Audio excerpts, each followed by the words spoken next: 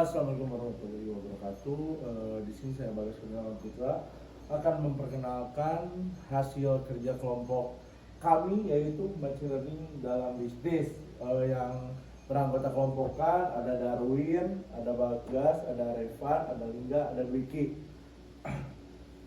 Di sini saya akan menjelaskan bagian slide pertama, yaitu repository dataset. Dataset yang terlihat pada di samping ini adalah bagian dari HeartDC di database, tepatnya dari Cleveland database yang sering dipakai untuk penelitian medis dan pembelajaran mesin learning. Dataset ini berisi data dari pasien yang diperiksa untuk mengetahui apakah mereka berisiko terkena penyakit jantung atau tidak. Dataset ini berisi data medis pasien seperti usia, jenis kelamin, tekanan darah, kolesterol, detak jantung, dan hasil tes jantung lainnya.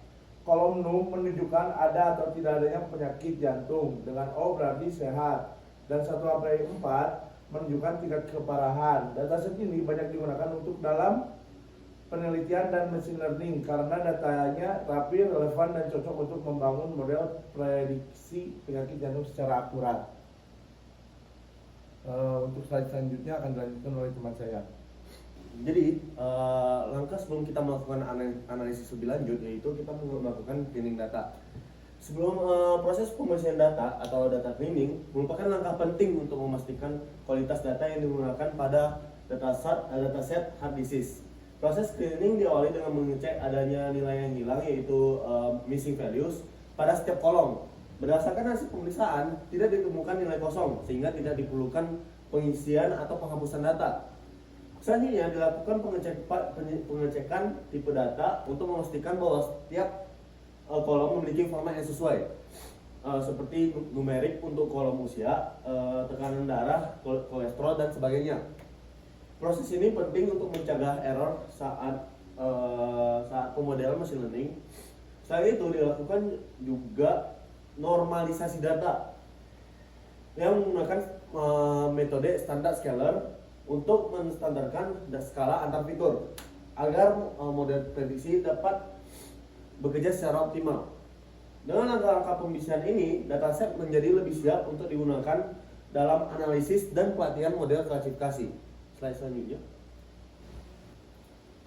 Baik, untuk langkah selanjutnya di sini ada supervised learning. Nah, pada gambar pertama ditunjukkan bahwa ada tahapan awal dalam membangun model klasifikasi dengan menggunakan pendekatan supervised learning. Nah, tahap ini diawali dengan proses import library penting seperti Pandas, Train Test Split, Standard Scalar, Random Forest Classifier, dan beberapa fungsi evaluasi dari scalar. Nah, dataset kemudian akan dibaca, lalu ditampilkan 5 baris awal. Dicek apakah ada data kosong, serta dilihat tipe data pada setiap kolomnya. Nah, selanjutnya fitur atau dalam kurung X dan target yang ditunjukkan dengan Y dipisahkan dan dilakukan data cleansing dengan menghapus nilai kosong menggunakan drop. Nah, proses ini penting untuk memastikan bahwa model menerima input yang bersih dan valid sebelum tahap pelatihan. Selanjutnya pada gambar kedua akan melanjutkan ke tahap pemrosesan lanjutan dan pelatihan model. Data fitur dinormalisasi menggunakan standar scalar, kemudian dibagi menjadi data latih dan data uji dengan perbandingan 80 dibanding 20 dengan trend test split agar evaluasi model lebih objektif. Nah, model random forest dilatih menggunakan data latih, lalu digunakan untuk memprediksi data uji. Evaluasi dilakukan dengan confusion matrix dan classification report untuk mengukur akurasi, presisi, recall, dan FL score. Diagram batang horizontal ditampilkan untuk menunjukkan fitur yang paling berpengaruh dalam prediksi, dengan fitur seperti TALS, ID, dan OPIC muncul sebagai yang paling penting. Next. Lalu untuk selanjutnya, proses interpretasi data. Proses analisis data dimulai dengan membaca dataset penyakit jantung, diikuti dengan eksplorasi awal seperti menampilkan baris pertama, memeriksa nilai kosong, dan memisahkan fitur dengan target. Proses ini menunjukkan bahwa data telah dibersihkan dan dipersiapkan dengan baik sebelum digunakan dalam pemodelan. Selanjutnya, data fitur dinormalisasi menggunakan standar scalar untuk memastikan semua variabel berada dalam skala yang sebanding.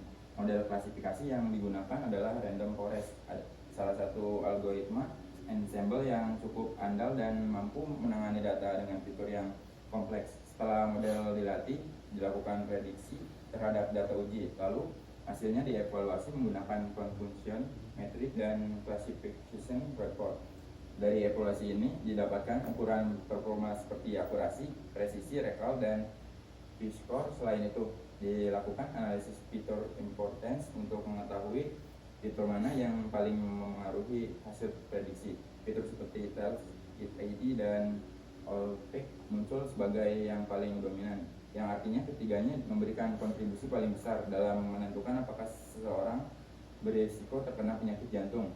Interpretasi ini menunjukkan bahwa model yang dibangun tidak hanya dapat memprediksi secara akurat, tetapi juga membantu dalam memahami variabel-variabel penting yang harus diperhatikan dalam konteks kesehatan jantung. Oke, selanjutnya saya akan membacakan tentang feature importance itu EDA. Pada gambar berikut ini yang menunjukkan bahwa fitur talak detak jantung maksimum adalah hal yang berpengaruh dalam menentukan prediksi, diikuti oleh ID. Meskipun secara logika ID seharusnya tidak memiliki pengaruh dan kemungkinan harus dihapus dari model. Fitur lain yang juga berperan penting adalah all peak, yaitu depresi ST, kolesterol, dan CA, yaitu jumlah pembuluh darah utama, yang semuanya itu berhubungan langsung dengan indikator medis penyakit jantung. Fitur seperti Edge dan Trace Steps memiliki pengaruh sedang, sementara fitur CP, asimatik dan tal normal, dan exam true memberikan kontribusi yang paling kecil terhadap prediksi. Analisis ini menegaskan pentingnya pemilihan fitur yang tepat untuk meningkatkan akurasi model dalam prediksi. Oke, selanjutnya akan Cukup sekian dari kelompok kami. Kurang lebihnya mohon maaf. Assalamualaikum warahmatullahi wabarakatuh.